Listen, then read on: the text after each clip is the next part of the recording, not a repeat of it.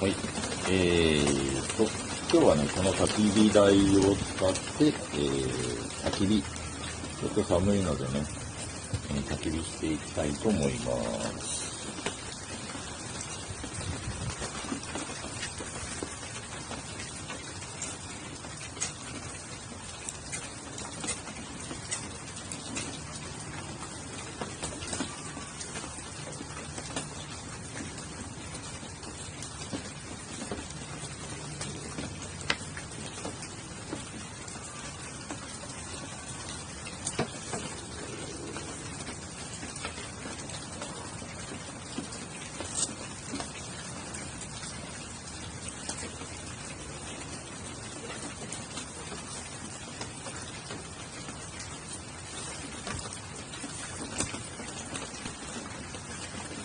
今日は雨なのでね、ちょっと湿ってるかな。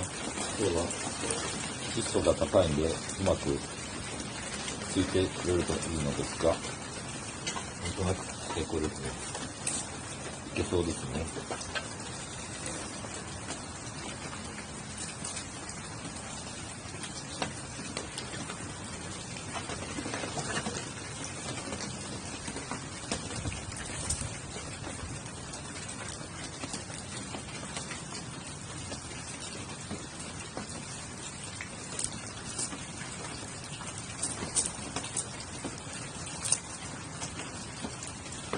こういう雨の降った日はなかなか火がね、うまく育たないのでね、なるべくうまく育てるように頑張っておるんですが、大丈夫そうかな。